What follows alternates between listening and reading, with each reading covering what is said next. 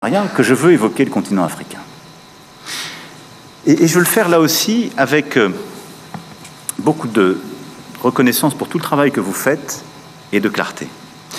D'abord, nous avons un agenda qui doit sortir en quelque sorte des obsessions du passé. J'ai fait le maximum des efforts et je continuerai de le faire pour regarder les questions historiques, culturelles et mémorielles. Je crois que nous l'avons fait avec beaucoup de sincérité ces dernières années et du travail inédit qui a été fait sur l'Algérie avec la commission Stora, en passant par le discours qui a été donné en moment par le ministre à Tiaroy pour le Sénégal, à la politique de restitution des œuvres d'art, conformément à l'agenda de Ouagadougou que j'avais évoqué. Nous avons, ces dernières années, profondément changé ce logiciel. C'est-à-dire que la France regarde son passé dans sa complétude, elle a nommé les choses et elle cherche à avoir une approche scientifique, historiographique, à la fois décomplexée et dépassionnée, et nous le ferons encore avec le Cameroun, avec le comité d'historiens que nous avons installé. Et j'assume totalement cette politique, elle est bonne.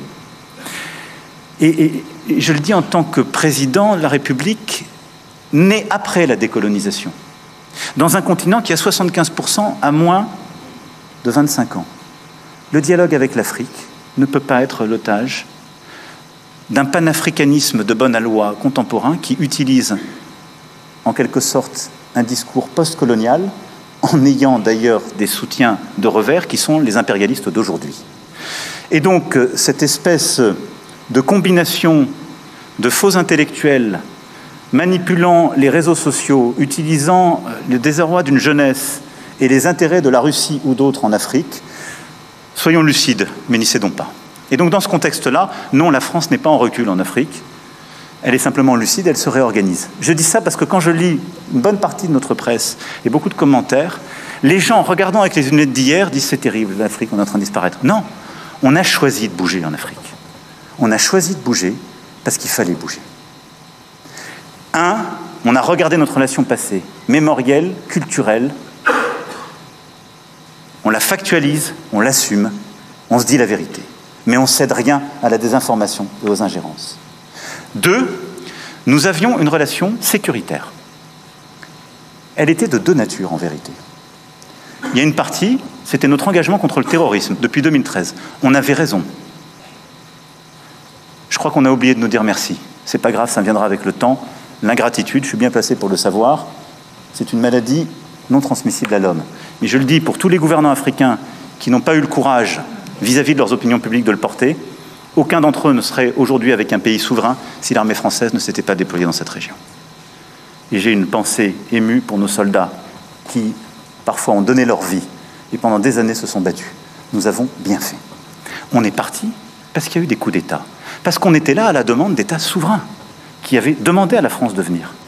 À partir du moment où il y a eu des coups d'État, où les gens ont dit « notre priorité, c'est plus la lutte contre le terrorisme, c'est ceci ou cela, qu'importe », la France n'y avait plus sa place, parce que nous ne sommes pas les supplétifs de putschistes.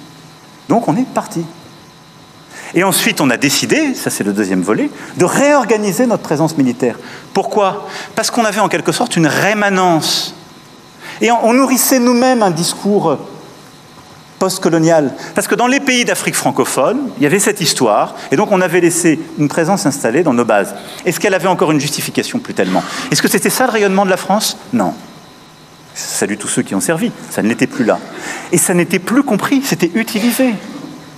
C'est-à-dire que tous les réseaux d'activistes que j'évoquais venaient dire « Regardez les Français, ils ont un camp avec 2000 soldats là. Donc ils vont préparer un coup d'État. » Et toutes les désinformations possibles étaient utilisées contre nous. Donc nous avons patiemment, et je remercie Jean-Marie Bockel, je le remercie à double titre, personnel et pour cette mission, parce qu'il fait partie de ceux qui ont vécu dans sa chair et la chair de sa famille, ce que j'évoquais tout à l'heure. Mais il a mené patiemment, en lien avec les ministres et le SEMA, cette mission. Et donc nous avons proposé aux chefs d'État africains de réorganiser notre présence. Comme on est très poli, on leur a laissé la primauté de l'annonce. Mais vous ne vous trompez pas, c'est nous qui l'avons... Et parfois, il a fallu les pousser. Mais pas parce qu'on est poli et correct et qu'on se réorganise nous-mêmes qu'il faudrait que ce soit retourné contre nous en disant « ils sont chassés d'Afrique ». Je peux vous dire que dans bien de ces pays, on ne voulait pas enlever l'armée française ou même la réorganiser. Mais on l'a assumé ensemble. C'est ça le partenariat. Et donc oui, nous sommes en train d'ouvrir un partenariat de sécurité et de défense nouveau, où on aura des bases stratégiques Djibouti en fait partie, c'est pourquoi elle est d'une toute autre nature. Je l'ai évoqué devant nos militaires, elle sera pérenne, stable, parce qu'elle est régionale. Et on va demander à nos partenaires de savoir exprimer leurs besoins en termes de défense. Mais on va faire plus de formation, plus d'équipements, plus de renseignements, plus de contrats aussi dans la durée de défense. On va qualifier la menace avec eux. Et on va aussi inventer une nouvelle relation, comme on l'a fait ces dernières années avec le Bénin, relation inédite, comme on va le faire avec le Nigeria, où on a commencé un dialogue stratégique qui n'existait pas jusqu'alors, ce qui était une aberration, etc. Partenariat stratégique de défense, désinhibé, mais d'avenir. Et au-delà de ça, le continent africain, c'est un continent de croissance. Et là-dessus, nous sommes trop frileux. Et je le dis aussi parce que quand je lis, toujours la presse, les lunettes françaises sont obsédées par l'Afrique francophone. Il faut regarder l'Afrique francophone avec fierté, on y a des intérêts, on y a des amitiés chères chez les dirigeants, dans la société civile et ailleurs. Mais enfin, on a bien fait de faire le premier grand voyage depuis 25 ans du Nigeria en France il y a quelques semaines. 25 ans. Ça n'est qu'un pays à 250 millions d'habitants. Bien fait d'aller faire la première visite au Kenya. Imaginez. On a bien fait de retourner pour la deuxième fois en Éthiopie, pays de plus de 100 millions d'habitants. D'avoir consolidé une stratégie énergétique et d'investissement avec l'Afrique du Sud. Nos lunettes sur l'Afrique ne sont plus les bonnes quand on parle de l'Afrique. C'est un continent où il y a des grands émergents, où il y a des potentiels de croissance formidables. Et nous sommes en train parfois de désinvestir. Et donc il faut retrouver de l'audace, repenser nos financements.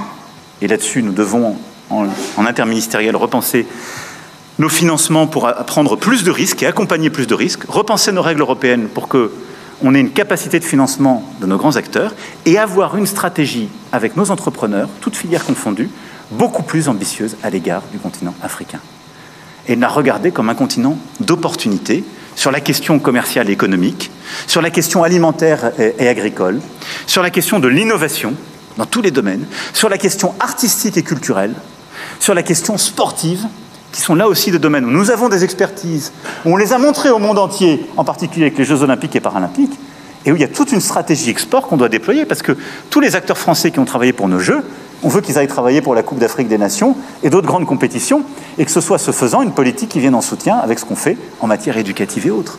Et donc, je vous fais confiance pour que ce logiciel qu'on a commencé à changer à Ouagadougou soit chaque fois réexpliqué, porté, assumé comme un logiciel de conquête, comme toutes les transitions. C'est difficile, parce qu'il y a des nostalgiques, parce qu'il y a des gens qui ne comprennent pas ou qui ne veulent pas comprendre, et parce qu'on bouscule des intérêts acquis.